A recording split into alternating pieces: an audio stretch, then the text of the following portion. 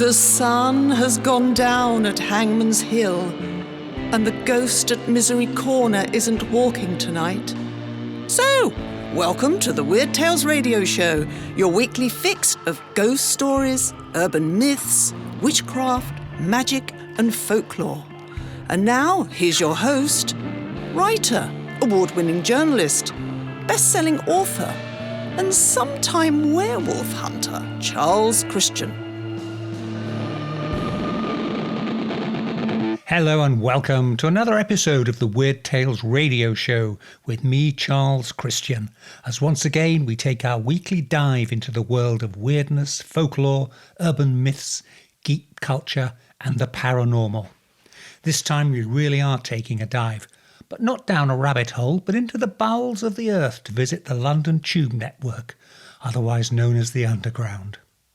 Our guest is Geoff Marshall, a video producer and author based in London, who over the last few years has been building up a huge following for his YouTube channel, which carries travel and transport videos that he's made, not just about the tube, but also about the whole UK railway network.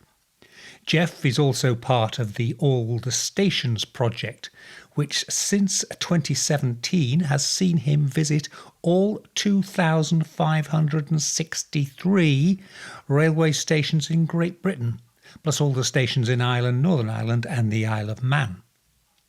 I discovered Geoff's videos while idly surfing YouTube during lockdown and found them not just relaxing and de-stressing.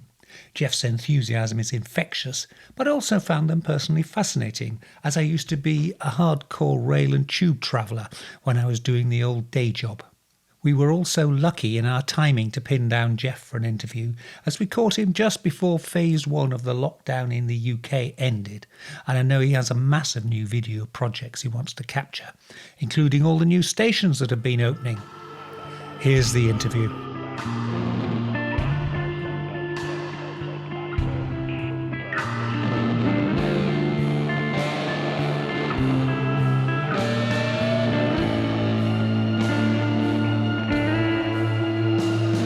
My pleasure to be talking to Geoff Marshall, and we're going to be talking about trains and underground trains and things of that nature. So let's start off with a very basic.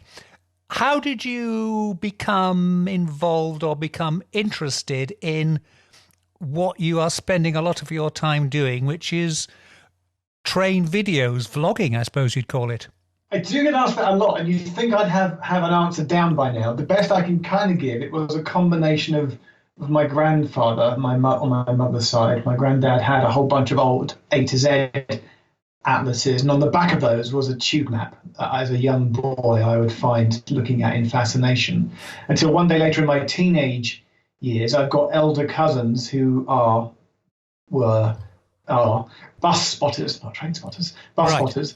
And they wanted to ride on a really rare bus, the 247B, which ran from Ongar Station on market Saturdays only during summer months. So it's something really random and bizarre like that. and they took me as a small, I must have been 7, 8 as a small boy, all the way out to Epping on the Central Line. And then we changed to go to Ongar just to get this bus. But the hilarity of it is that when we got there, we were too late and we'd missed the bus and we had to come all the way back again. But my interest then was definitely piqued because suddenly you were on the extremities of the tube map, far top right-hand corner, Ongar, not Tottenham Court Road, and it was like, what? This is like, and it made me start to think, well, what's at like Amersham, or what's up at, Cockfosters, what about the other extremities? Yes. And I guess that sort of sowed a seed to make me want to sort of not just go to the Zone 1 tube stations, but explore the whole tube map.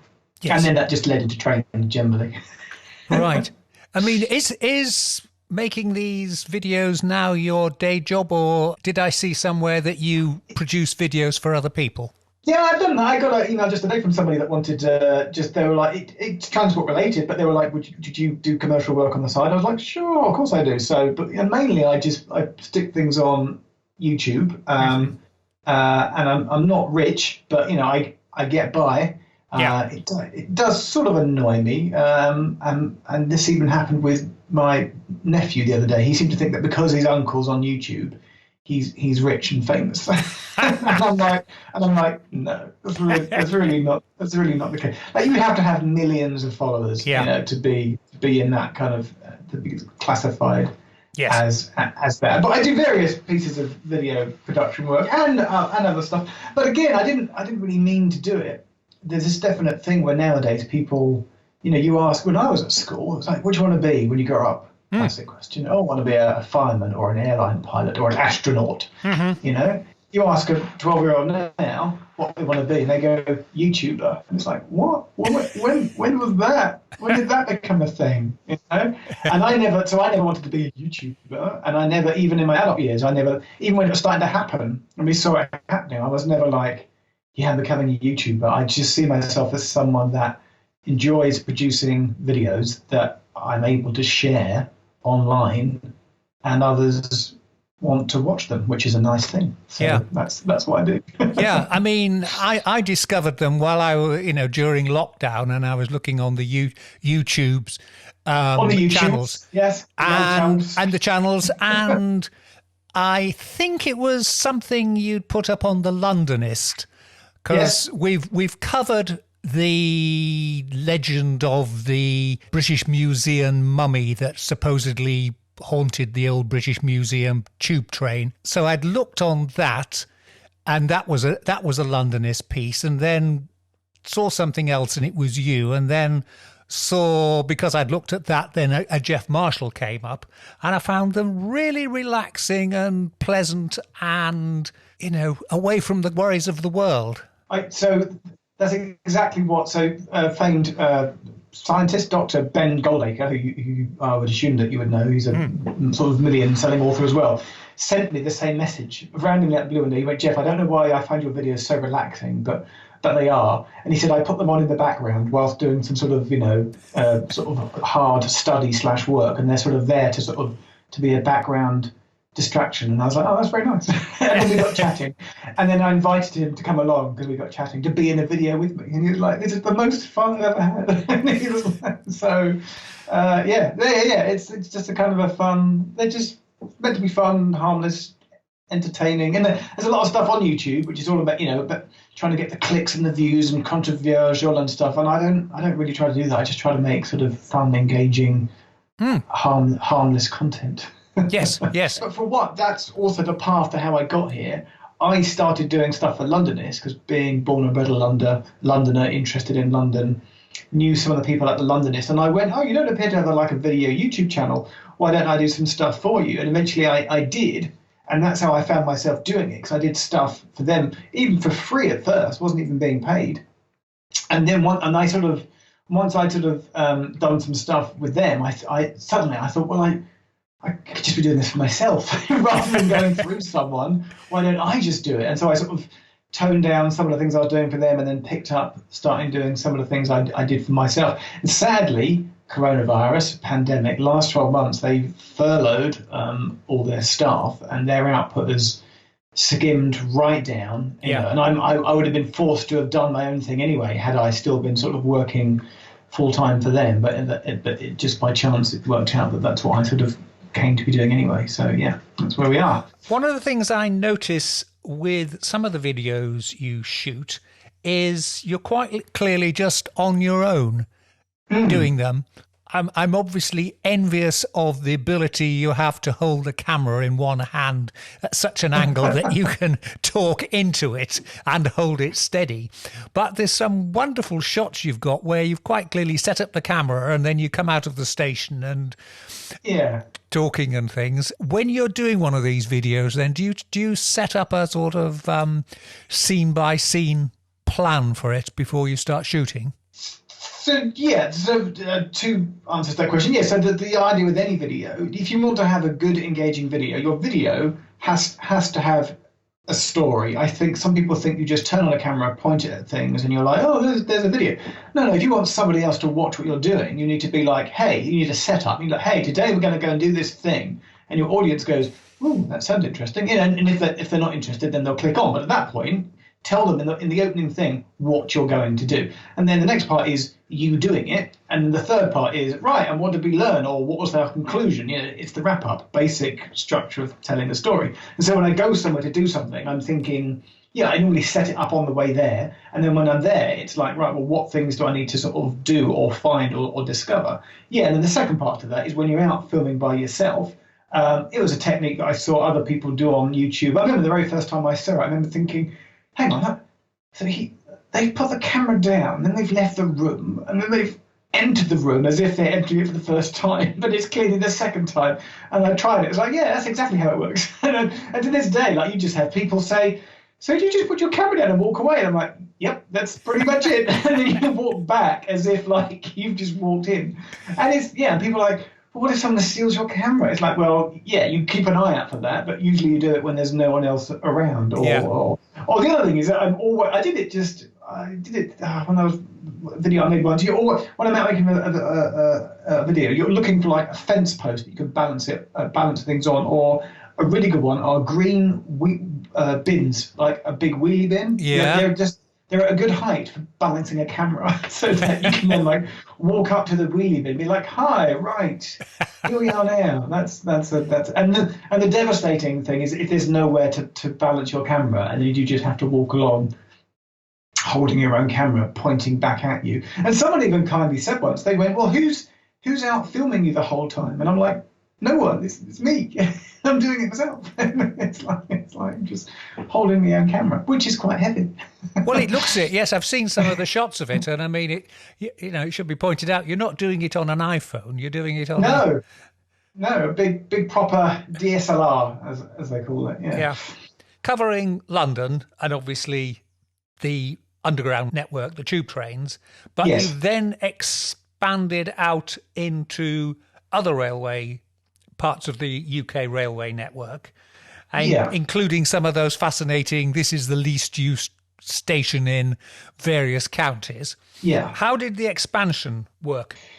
So, I'm, as I said, born, bred Londoner, still live in London now. So that's like my patch, my manor. It's on my doorstep. And I know the tube inside out. I've been to every tube station.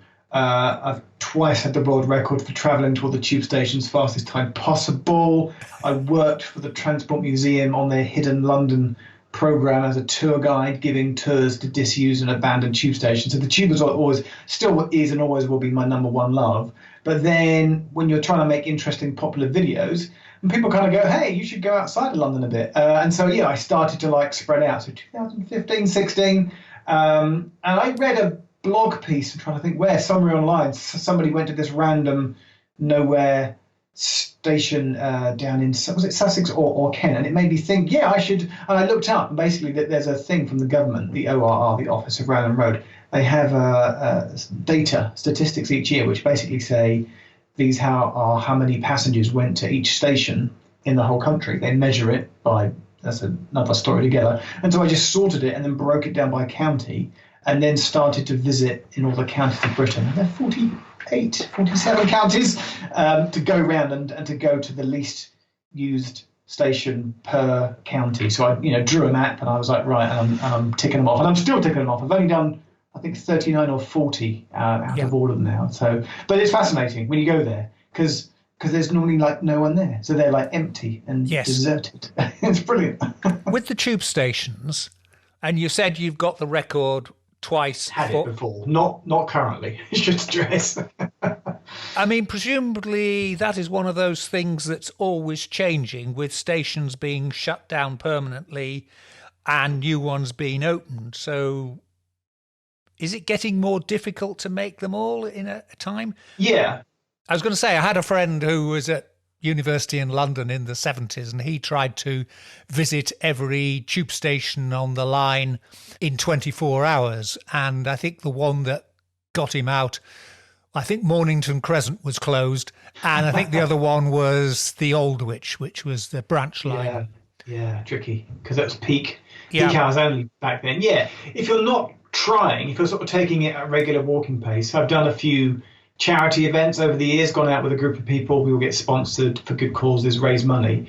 and you can do it in around 18, 19 hours. You have to start at 5 in the morning and you finish around midnight, 1 a.m.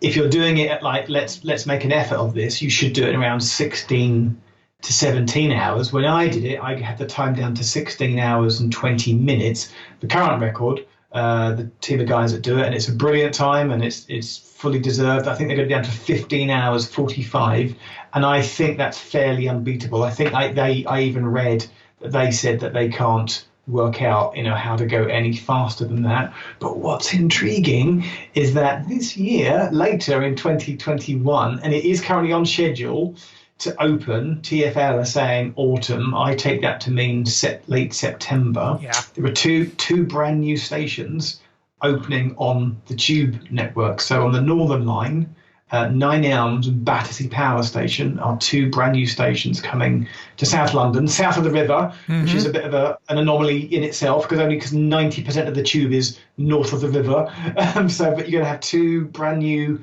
stations there on the Tube map. This will take the number of tube stations from 270 to 272. And what this does is it's like a reset. So it resets the record. And I can guarantee that on the first Monday that those stations are open, there will be many people running around the network that day trying to do all 272 stations, probably including the current record holders, so that they could reclaim their title under the new configuration. That will be a thing later this year. Yeah. I mean, one thing with the tubes that people who don't live in London or haven't used the tubes, when you look at the tube map, is that the stations aren't all neatly, equally spaced. And, some of them are so close, like Chancery Lane and Holborn on the central line, whereas when you start going out to the far-flung places like Uxbridge, there are miles between the stations, aren't they? Yeah, so actually TfL now on their tube map, and they did it in the last 18 months, actually started to show dotted walking line connections between stations that were close together. And there's, but interestingly, they didn't show that inside Zone 1, because it's almost accepted that in the Zone 1 area in central London, every station is close enough to walk to the next one. So if you're ever in the middle of London, you're thinking about going one stop on the tube, don't. Just walk it, because by the time you've gone in ticket barriers, escalator or step down, waited, one stop back up again, you could have just walked it in like less than 5 minutes. This is always the case in Zone 1, and definitely less so as you sort of get further and further out of the central zone. Yeah. Yeah. What do you think is the continuing fascination with trains? I'm old enough to remember steam trains, and they were all very exciting. I'm not that old. Listeners, I'm looking at Charles' picture on our Skype call now, and I'm telling you, he does not look old enough to remember steam trains. You need to update. You've got a much younger profile picture there then. Come on, Charles. There's no virgins left to bathe in their blood in my part of the world. That's the problem. No, that's because I've taken them all. But I'm also older than I look, so it's fine. Hang on, what? Is that right? Yeah, I look younger than I am. Am I getting the right way around? Whatever. Yeah. Sorry. Yeah. But I mean, steam engines, very exciting, and smoke, and You can't be old enough to remember steam. Go on. I do. I used to go and stay with an auntie of mine in Colchester, and we used to. You must have been a very tiny boy. Must have been.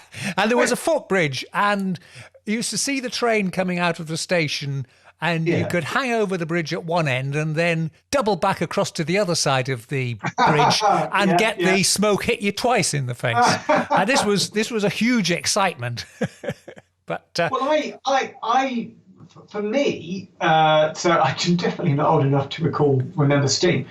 But where I grew up, again in London, where everything's electrified, I definitely remember going on the train with my parents as a young boy. But it was all quite boring. It was all third rail, electric stock. Mm-hmm. And then for me, it was always exciting whenever I wasn't in London, whenever we were out for the day travelling, or even by car, but we were in a different part of the country. And suddenly you had a locomotive, like a proper locomotive, like a big diesel, spitting out its fumes and making a noise. It's like a proper train. And to this day, I'll call a diesel loco hauling carriages a proper train because it blooming well is. And a boring electric multiple unit is like, it's a boring old thing. So I think maybe the same way that you reminisce about steam, I reminisce about old diesel engines because they're just more fun. So I don't know how that pertains to the tube. I think the tube just works because it's so iconic with its brand and its icons and its colours and its history as to how it came together. And you just blend that all together. So I was going to say, and it's intriguing because different lines have different rolling stock. Yeah, because they were all built by different companies at different times. If you don't know your tube history, you might just think the tube's just always been there. But no, they were built as separate competing railway companies from the 1860s onwards. And it wasn't until 1933 that they all then came together. They were all grouped together and they were sort of told by the government to work as one and run together. And that's why you have one of the subsurface lines, which are only like 20 foot down under the street, where they've literally dug up the street, laid a trench, put some rails in, covered it up. And then deep level tube lines, like 50 feet down, which are bored actually with tunnel boring machines. You have two very distinct and different types of tube lines there. And they're all run separately. In some cases, clearly competing with each other. That's why you have two Edgware road stations, and stuff. There's all these weird anomalies where there's two stations sort of in the same place, sometimes with the same name, because they were originally by two different railway companies. Yeah. And again, that's one of those delights for people who think they are all unified. The fact that when you have a connection to make at some stations, King's Cross, I think, is one of them, isn't it? Where you're walking miles to get from one line to another. Well, they TfL lie. They really do lie. There's a great video. I'll plug a video by my friend Tom Scott, and his video is actually called TfL Lies to You, something like that. Just go and search for that phrase. And they point out how to keep the passenger flow moving in a certain direction at King's Cross, they make you go the long way around on purpose. But if you're savvy enough to know your shortcuts, then you literally disobey the arrow, go the other way, and then you get to the connection within about a minute as opposed to about 4 minutes. It's true, especially at King's Cross. I did once get shouted at by a member of staff at Bond Street Station changing. They're like, "Oi, you can't go this way." And I'm like, "Yeah, I can. It's quicker." Yeah. He just kind of like shrugged at me and was like, "Well," because it's not a bylaw. It's nothing they can do. So if you know where you're going, you can just go there. The thing you shouldn't do is if there's a whole corridor of people coming towards you, and then if you're walking against the flow of people in peak hour, then rightly you get the wrath of the stares of all the commuters looking at you, going, "Why are you going this way?" Yes. So, yes, that's fun. What then is the attraction of the tube, do you think? Is it because people who live and work in London, or have lived and worked in London, and I've done that, just have memories of it, and it's such a part of your life? I mean, commuting in and out twice a day, getting home, it all depends on the efficiency of the tube and everything. Is it that it sort of scars you for life, and then you sort of just remain intrigued by what's going on with the tube? It's because it is actually brilliant in terms of how it was built and what it does. But then, and this is fascinating, it ties in that a lot of people's mindset, I think, is just set to, they just see it as a means to an end. The tube is there to get them to work and nothing else, right? I honestly saw on Twitter the other day, because someone, the times we live in mean that all the railway companies are basically saying essential travel only. And someone was saying, well, surely all travel is essential. And that this person put, "I've never ever considered riding on a train just for fun." And then loads of people waged in going, "Well, I think you'll find there's your problem." And again, I had a friend I used to work with many years ago, and he was from Newcastle. He's come back home now, and he lived down on the Northern Line in South London. He lived at Collier's Wood. And for 4 years, I swear, Charles, he commuted every day into London, and then back and forth. But on his way home, Collier's Wood is the what's the word meaning penultimate? What's the third to last thing? Oh, Yeah, I'm sure the one before penultimate. Anti-penultimate, I think. Thank you. But that's what it was. There were 2 more stops. And later, many years after, we were chatting on email one day, and he went, do you know what I never did, Geoff? He went on my way home, he said, I never once in 4 years stayed on the train after Collier's Wood and just travelled. And he's like, I never went to Morden, the end of the line. Yeah. And he said, it's weird to think. It was only literally 4 minutes on. And in 4 years, I never went there. And for me, that's what it is. And like the person, I've never been on a train for fun. I think you need to get people to break out of that mindset of it's only there as a sort of a functionary purpose. It's like, no, there can be a delight in taking a trip by train in itself. That for many people is a joyful pleasure. And that certainly extends for me outside of London and outside the Tube now to across the whole of the country. But you're going to have to stop me because I'll just talk forever, by the way. There's this current furore online I've seen. Obviously, pandemic, don't travel, and people are saying, oh, we might have to stay in Britain for a holiday this year. And I'm like, brilliant, that's great. It's like, yeah, man, let's all travel by train to places in Britain. You don't need to fly. You don't need to fly abroad to have a holiday. You really don't. You can literally take the train to somewhere you've never been before and make that your experience, journey, holiday, fun thing. There's so many places you can go.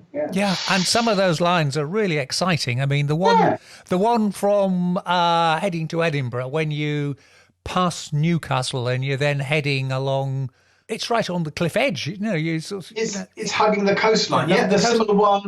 The similar one is down Devon, Cornwall. I always forget whether Dawlish is Devon or Cornwall. There's a place in Dawlish where it got washed away by the sea, didn't it? When there's some storms. It's literally on the sea wall. Yeah. The most magnificent thing I ever did once is I was down that way and I got the early train and I went through at 5 a.m. in the summer, heading down into deep Cornwall as the sun was rising, and the train is right there next to the water. The sunrise is coming up.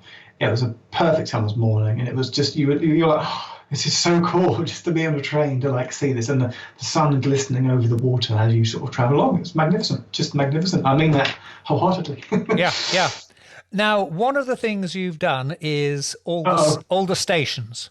Yeah, I was wondering if we'd get to that. Yeah. How did you work that one out? I mean, it's not something you can sort of set it out in a nice orderly plan, because they all radiate out from London, so you can only go in, if you like, one direction at a time and then fill in the bits in the middle. But how did you go about the logistics of sorting that out? So for anyone that doesn't know, back in 2017, myself and my wife Vicky, there's 2,500 or 2,563 as it was, 2,500 railway stations on all of Britain. We crowdfunded our way, and we spent 15 weeks travelling throughout 3 months of 2017 on trains to stop at every station in Britain. Caveat note, by our own rules and definition, we didn't have to get out at every station. That would have taken the best part of a year. We just had to be on a train that stopped at every station. But where we could, we got out and we visited and we explored and we met people and we went to places, and we basically, it was almost like a promotion for the railway to say, this is where you can go to by train. In terms of how we worked it out, I sat down with my equally nerdy friend as mine, Dave, who possibly liked railways and transport more than I do, which is saying something. And we started with what we actually had a rude word for it. I'm sure you wouldn't, it's not a stretch of imagination. I don't know, it's a podcast. Can I swear? Can I say a rude word? Yes, you can, yep. Oh, good. So we called them the... Right. That's a mild one. That's a mild one. Well, we called them the awkward stations. And basically, we sort of knew most of them anyway, but we've researched it. And these are stations in Britain which see a minimal service. In some places, some stations get one train per week. Others are sort of one or two per day. And we got a map and we plotted them on our map. And I stuck it on my wall and we went, right, this one we can only do on a Saturday. This one we can only do on a Sunday, and so forth. And so that was, we had to then connect up everything else around these awkward bastard stations, and pretty quickly we then had an idea of what our route should be, and then it was a case of filling in all the regular stations around all the awkward stations. So at this point, you're going to hope you're going to ask me what are some of the awkward stations. Well, I mean, I'm in Norfolk, so we've got the Burney Arms, which is... You've got plenty. Yeah. You're listening to the Weird Tales radio show with Charles Christian. I was going to say, which is a very odd little route that the trains... I think it's only summer season anyway now. I'm fairly sure Burney Arms has no light on the platform. So one thing Greater Anglia do is that they can't stop trains there after dark. So that's why definitely in the winter months they have a reduced service. It's definitely a request stop. And I believe it sees... it actually gets more trains on a Sunday because you get sort of ramblers and walkers. Yeah. In the area also, but the line between Ely and Norwich is fascinating. You've got a place. There's Lakenheath. There's Shippey Hill. What's the other? There's another one. Is it Mania? So Mania. Is it? Oh, you might not have pronounced it better than I do. I don't know, but I know that one because that's Thetford and Brandon. That line all along there. Again, they only get very irregular services. So when we looked at our awkward stations, we knew we could. The only way we could make all of Norfolk fit sort of contiguously was by doing the Ely to Norwich line on a Saturday, staying in Norwich overnight, and then doing Burney Arms on a Sunday. It doesn't work in any other configuration if you want to do them on consecutive days. What I'm trying to get to is that we had to be there over a weekend. You can't do that on a weekday because I think it's Lakenheath. Lakenheath, there is an RSPB nature reserve. Lakenheath does not get any trains on a Monday to Friday, so you have to do it at the weekend, which is bizarre, but also brilliant. It's just brilliant that it sees no weekday service. Because what I always like is that if you've just missed the last train on a Sunday, it's like, when's the next train? In 6 days' time. That's a great fact. Yeah. I mean, the Burney Arms one is the same. If you miss the train, then you've got to walk around the edge of the marshes to get back to Great Yarmouth and catch the other route. Do.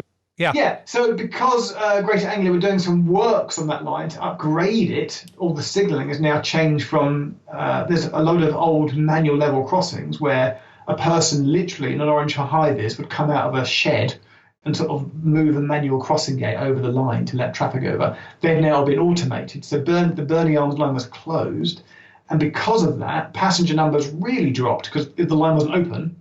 So in last year's statistics, Burney Arms apparently only had 42 passengers for the entire year, which is like less than one a week. Yes. So I went there and made a video about it to celebrate the fact that it was now this bizarrely remotely used station. And then I elected to walk in the rain from Burney Arms to Great Yarmouth, and it does indeed take 2 hours. But I saw a lot of wildlife, so that was nice. So it's good. Yeah. Looking through your website details, I saw that you spent some time in the US.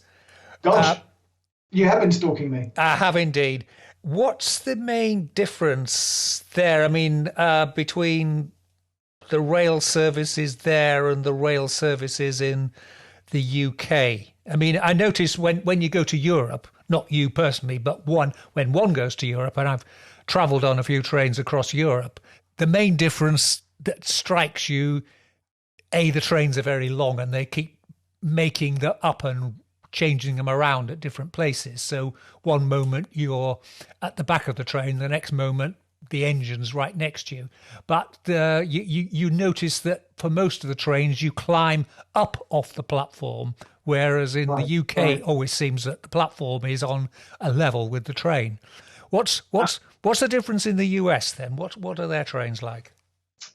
So I only went on a few trains when I was in the States. I get a lot of comments. I was living in South Carolina at the time, and again, the station where I lived only had like 4 trains a day, 2 in each direction, and 2 of them were at 4 and 5 in the morning because they were like long distance services that sort of went up and down the East Coast. Interestingly, because I get a lot of comments on YouTube from Americans saying, because we talk about like burning arms, only getting like 4 trains a day, and people from America go, "What? That's just normal. that's what we get. That's just like."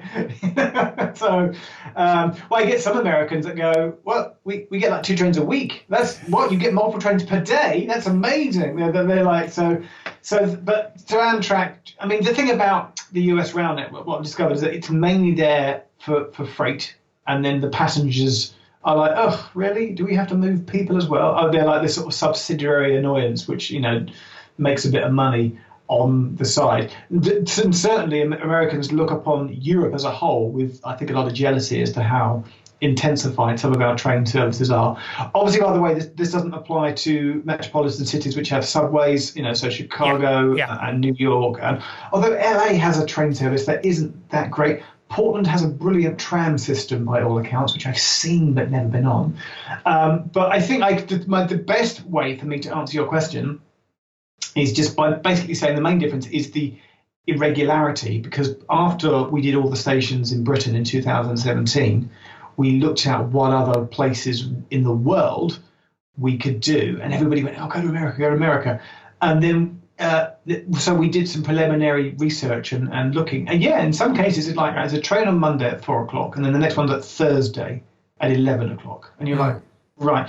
And so one, if you do miss that connection, it really sets you back, and then two, it's so much harder to plan because you have to sort of wait for an irregular service pattern, and the whole thing we figured would have taken us like 3 months, and that's if it had gone smoothly. It could have been 4 months if it hadn't have gone smoothly, and it's just too big and too hard to conquer by train because they're not frequent enough, and it's just because the country's so darn big, and there isn't a demand there to run sort of hourly services as we do. Americans do find it amazing. Like you can get between London and Scotland now, sort of on hourly train services. I think maybe even half hourly, at certain times a day.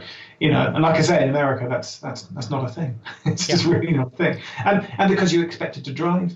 When I lived in America, I didn't have a car, and it's become a bit of a cliche thing. But I had a bike. I used to cycle around town, and people used to be like, "Yeah, well, we'll go to this. I'll meet you at this place." And I'll be like, "Oh, I have to cycle there." They're like, "You don't have a car?" I'm like, "No." And they look at you like, "What?" And they go, "Why don't you have a car?" And there are definitely a couple of situations where people couldn't get their head around the fact that I didn't have a car. So it was weird. Yeah. Back to the UK. Back to the UK. What's your favourite station, underground and above ground rail? Oh, right. So again, it's a 2-part question. So the romantic answer on the tube, Sudbury Town on the Piccadilly line is a gorgeous station designed by a renowned famous architect called Charles Holden, who designed 49 stations across the tube, and he used very simple sort of brick, glass, concrete, but somehow out of these very simple materials produced stunning structures. Just go and Google Charles Holden buildings on Google, and the images pop up. Like the whole top of the Piccadilly line up to Cockfosters through Arnos Grove and Wood Green are just marvellous. But Sudbury Town is one of his masterpieces. And again, because this was a question I got asked so many times, a couple of years ago I went with my photographer friend, and he's like, "What are we doing?" I was like, "We're just going to go and hang out at Sudbury Town." "Why is that?" "Because it's like my favourite station, and we're going to go and just talk about why it's so good." And he got a lot of cool photos, and I showed off a video of why it's so nice, and it's just a lovely station. Mm-hmm. And it's always a joy to go there. But that's the romantic answer. The practical answer, because people always say to me, "Yeah, Geoff, what's the best railway station?" Like, you've been to all the stations in Britain. What's the best one? Like, this is my practical answer. The best station is the one that serves the community that it's intended to well. And what I mean by that is that I was in Wales a couple of years ago. Oh, do you want to hear me? I can click on my keyboard. I'll have to look it up. As I click away on Google Maps. Hang on a second. Because Vicky and I, we went to this place in Wales for a trip. I'll find it in a second. And the railway station was 20 minutes walk away from the town that it was named after. Does that make sense? That Yep. And we were like, what? I mean, when you got there was no taxi and there was no bus. We might have got there at like 9 in the evening, but buses stopped at 7. So it was a 25-minute hike. Now, unfortunately, I live in London. You can literally be 2 minutes from a station and have a train every 10 minutes. But when your town's railway station, I'm a fast walker. Maybe some people would take half an hour to walk there. If you have to walk half an hour to get to your town's named railway station, then I'll get in the car. That to me is not a good station. So some of the best stations are the ones that are right in the heart of the city or the town that they serve. I'm now trying to desperately think of places where stations are right in the middle of where they are. Birmingham New Street would be a classic example. Yep. If you go to Birmingham New Street, you're right there. It's like, we've put you right in the middle of Birmingham. Off you go. It's brilliant. It works. That's why it works. So, Some of them are glorious, sort of monuments to civic dignitary, gone past. Have you ever been to Huddersfield? No, I haven't. So the first time I went to Huddersfield, I stepped outside. I literally went, wow. I went, ooh, that's good, isn't it? It's like, because you don't think of, I don't know why, but it's, again, Google Images is your friend, or Street View. Just go and look up just how impressive Huddersfield Station looks from the outside. And what's interesting is that you wouldn't know it from the inside. And again, no joke, when we did all the stations, we stopped at Shrewsbury Station. And I've often learned this now, is if you have time at a station, nip outside and go and have a look at the station. And so when we were at Shrewsbury, we had half an hour. I nipped outside to get a cup of tea anyway, and I took a shot at the outside of Shrewsbury Station. And again, another old friend of mine, an old work colleague, he went, I had a girlfriend that lived in Wales. He went once a month. I used to take the train and had to change at Shrewsbury. And he went, I never went outside. He went, it's really cool to see what it looks like from the outside. He went, I can't believe I stood on the platform all those times, and I never thought to go and see what it was like, apart from the platforms. Yeah. It's amazing. And Shrewsbury again is a magnificent masterpiece in station building design. Bristol Tin-Pon Leeds, beautiful again. Yeah. Even St Pancras nowadays, modern St Pancras, stunning. Looks really good. So there are some magnificent stations out there for sure. Yeah, I mean, some of them, looking at your videos, some of them really, you do wonder. I mean, there was one you did about a station that was built to serve a steelworks or a mine that's no longer there, and it's just the platform in the middle of nowhere. Yeah, I'm trying to think which one it was. There's two that come to mind. So British Steel Redcar up near Middlesbrough was certainly built for the workers of the steelworks, which sadly closed.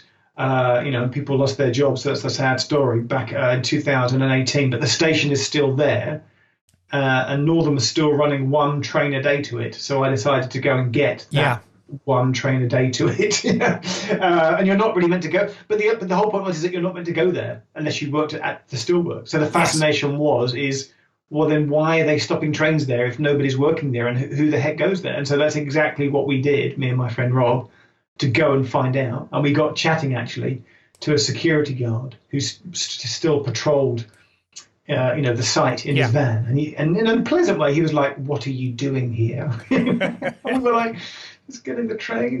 There's one down that's similar to, there's one again down in Cornwall, Devon way, Lipstone Commando, which is right next to the Royal Marines training headquarters in Lipstone, and you're only meant to get off if you're if you have camp business. So if you're a Royal Marine Commando, you're only meant to go there. And the other one, there's an oil refinery in Stanlow, up on the Wirral.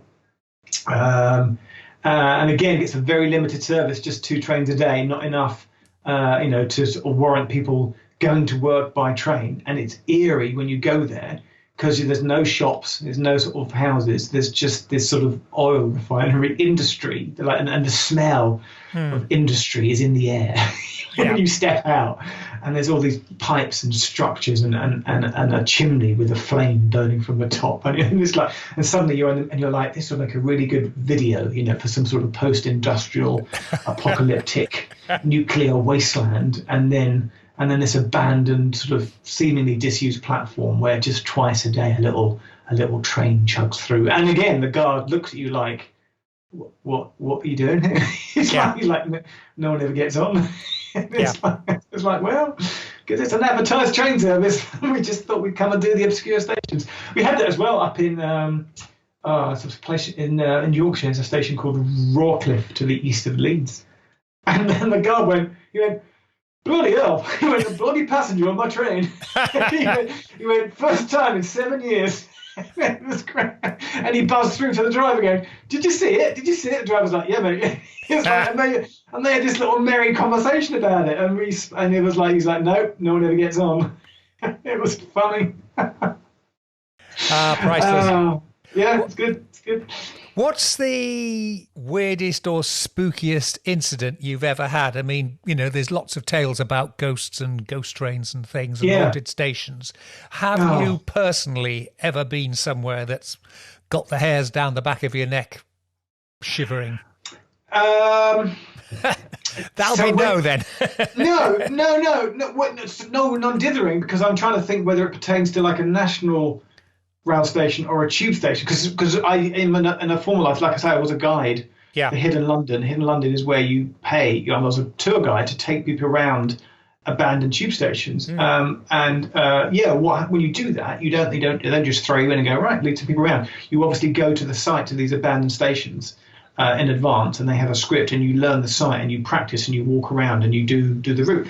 And when you do that, you're often by yourself and just with one other person. And so, there's been a few occasions where I've been in a deep underground in an abandoned tube station. And the first time it happened, there's like this metal door and it clunks behind you, and you're like, okay, and daylight goes. And then you go down and you're down there. And you stop, and suddenly there's like, there's just like this silence. And then in the distance, there's this rumble of a tube train, but you can't see it. And it's like, that's a bit weird. And then you sort of walk down this like dark corridor. And me and my friend did it. And we were like, let's just turn off our torches. let's just like, and we were in this, because some of it's lit, but not all of it is. So, and then we turned off his torch, and we just did that thing where we sort of wound each other up where nobody spoke for 10 seconds. And then he sort of like grabbed my arm just to spook me. But it's like, that is eerie. It's very eerie when you're down there. But then amusingly, I always remember on another site we were on, actually at Down Street, which is on the Piccadilly line. And again, I was there with our instructor. And there's a gap, there's a wall built up, so as the trains rumble by, you can't see it. But I swear to God, there's this bit where just for 2 meters, there's a little gap in the wall. I think it's to allow for emergency access. And me and my instructor was standing down there with our torches and just chatting away. And trains just rumble past. And suddenly we both sort of turned and looked, because we could tell from the resonance of the train that the train was slowing down. And obviously the train ahead was stopped at a signal or something, so the train behind it was having to slow down. And I went, oh, that's weird, the train's going to stop. I said, wouldn't it be weird if, and before I could finish my sentence, and he knew what my sentence was going to be, my sentence was going to be, wouldn't it be weird if, like, the gap lined up with a window and somebody saw us? The train came to a halt, and some woman reading a book or newspaper looked up and saw us through the gap. She's like, what? And we were like, hello. Just sort of waved. She was like, and then the train lurched forward. So we spooked her, because she was like, what on earth were those two people? I like to think she went home that night, to her family, went, you won't believe what happened to me in this tunnel. And they'd be like, no, you're making it up. And she was like, no, I saw these two people lit by torches. Yeah, did you do that thing where you shine the torch up at your face? I know. No, we should have done that. No, I think we even said next time let's do that, and of course it never happened again, because normally the trains just trundle through. So, But I have been, I definitely. The most spooky thing is you just occasionally just hear noises. You hear like a clunk or a thud or something in the distance, and you think, well, where has that come from? Especially if you think no one else was down here. But then you think, well, maybe there's somebody in the next room, or maybe there is an engineer, and you just kind of accept that even underground you still get the occasional creaky noise or something. Or usually it's just the wind. I've had a door close on me, and you think, hello, why did that door close? But it's just, you get backdraft, and pressure sucks it through. But when it's happened, it's like, oh, that's a bit weird. Yeah. One of the best stories, you got me going now. I told you have to stop me talking. Is it definitely?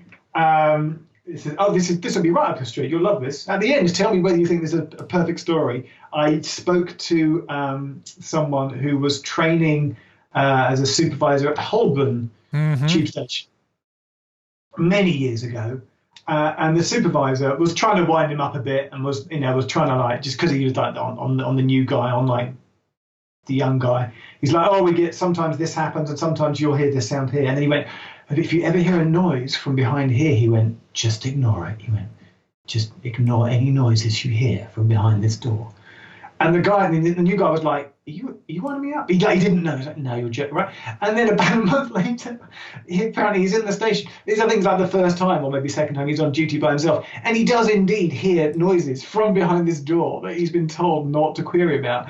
And eventually he got to the end of it. And I swear, no word of a lie, there is an abandoned lift shaft at Holborn Tube Station, because Holborn now has escalators, but there are original lift shafts. And apparently, straight up, they've been used by the SAS to sometimes train to abseil down. The SAS basically went, have you got any deep shafts? We can go and practice it. And the SAS like, sure, go to Holborn. And so sometimes, they've been known to train people abseiling down old lift shafts. And we think that he heard someone inside the lift shaft. And I was like, what? That's a great story. And I don't care. Even if that isn't untrue, even if that isn't true, I'm going to say that's true. That's a great story. That's a great story. I really want the SAS to have been training inside the abandoned lift shaft at Holborn. So let's say that's true from now on. Okay, that's a thing. Yeah. Now, along with your videos, you've written lots of books, including some with Vicky, and you can find them all on Amazon. Nice and convenient. Yes. Is this where I plug things? Yes, it's where you can plug things, yes. Off the back of All the Stations adventure in 2017, it sounds like there's a book to accompany the TV show, like you get at the end of like a BBC series. But everybody went, oh, you should do a book. So if you just search for All the Stations on Amazon, other booksellers are available, you'll find our book that we did. That's good. That sort of details. That's got loads of photos in. Vicky, she's a really good photographer. She took loads of brilliant pictures. And then I've also had 2 tube books out, as I'm sort of still a tube nerd at heart. So I've got like Geoff's. Again, if you just gone to Amazon or wherever, just type Geoff Tube, and I've got one that's perfect for kids and families called 50 Things to See and Do on the Underground. So I've got a couple of tube books out there as well. So if the perfect what I call stocking filler gifts, or for you've got one I think on tube trivia, haven't you? Tube Station Trivia is the other one. I was sort of challenged by a friend to sort of come up with a fact for every tube station, and I pretty much did. I think come up with 270 facts. Oh, there's 2 new tube stations. I'll have to update my book with 272 tube facts. But yeah, so Tube Station Trivia is also out there. I heard it might have gone out of print though. That if you try and find it now online, it's kind of hard to track down. So right. They're on eBay. But again, if you just type Geoff Marshall Tube on online, then my cheery face and books will no doubt pop up. So please do. Right. Yes. And turning to the future, we should be at some stage in the non too dim and distant coming out of lockdown. Hope, right? Yeah, hopefully. And as we know, we can travel anywhere as long as it's in the UK. Yes. And you should, yes. Yes. What are your plans? What are your plans? Have you got a backlog of projects you've been wanting to? Yes. Oh my goodness. I've got on my iPhone and my Notes app, I've got like a list of like 100 things. So there's still many least used stations to visit. I've also got a weird obsession with request stops, stations where a train will only stop if you stick your arm out. There's like 120 of those in the country, and I've still got many to go to. So itching to go and tick some of those off. And new ideas and things are always popping up all the time. There's just so much more of Scotland that I want to go and see. So I'm holding that for the summer. So I'm hoping this summer, then things will be back to a level of normality where we can all, go out and travel again. And I'd highly encourage it. Like if you're thinking, where do I go on holiday this year in Britain? Like literally get a map, get a train map, and be like, just point, where haven't you been by train? And just say to yourself, let's go there. But hey, let's go there by train. You can still book an Airbnb or whatever, or hotel, whatever. Just go there by train, and then have some adventures locally in a place that you've travelled to by railway. Brilliant. It's the travelling by train is a little adventure in itself. I find. I feel like I might have stressed that already. So just rounding that point home again there, just in case that wasn't clear. Oh, that's brilliant. Well, Geoff, it's been a delight talking to you. Charles, thank you. And I will be definitely watching your videos as they continue to come out. And can I just get a plug in for that? So I was going to say, yes, where to find them on YouTube? No, I plugged my book, so just type in my name, Geoff with a G, Geoff Marshall. If you just type Geoff Marshall, I should pop up, or Geoff Marshall Trains. And as the kids like to say, Charles, and as you like steam trains and I like diesel trains, then neither of us are kids. But as the kids like to say, smash that bell, hit that notification button, and turn on all the subscriptions. But I can't be done with saying that. Oh no. It should be the same with your podcast. Smash that bell on the podcast. Come on, get smashing. What does that even mean? What does that mean? Right, Thank you. I'm going to smash my bell and you go smash your bell, and thank you for talking, and that has been brilliant. Yeah, well, we can swear. Stations. We're cutting that bit. Okay. That was gratuitous. Are we done? We're done. Can I talk, yeah. Can I talk normal now? Okay. Right. Okay. Will you have to edit that much, or? No, we don't.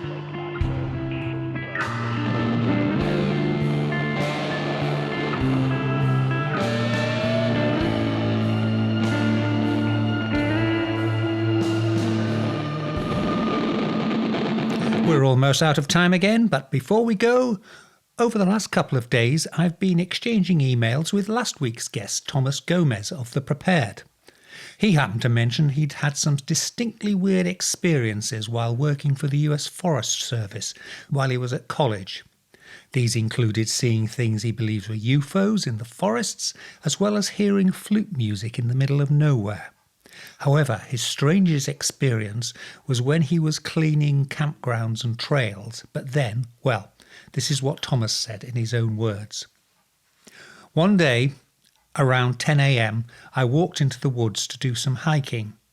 About 20 minutes into the hike, I sat down, looked at my watch, and it was 2:30 in the afternoon.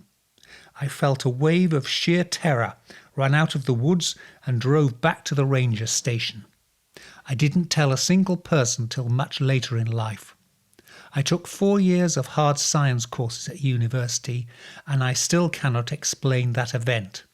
I cannot explain the missing 4.5 hours without delving into black matter and how it interacts with space-time. Terrifying at the time, fascinating as I grow older. And now it just remains for me to say this is Charles Christian saying thank you for listening in. Please join me again next week. Until then, stay well, stay weird. Goodbye. Black Shuck, the demon dog of East Anglia, is baying at the moon, which means it's time for us to go. You've been listening to the Weird Tales radio show with Charles Christian, your weekly fix of ghost stories, urban myths, witchcraft, folklore, and the paranormal. You can keep in touch with us online at www.urbanfantasist.com, by email to urbanfantasist@icloud.com, and on Twitter @urbanfantasist. Join us again next week for another edition of the Weird Tales radio show. Goodbye.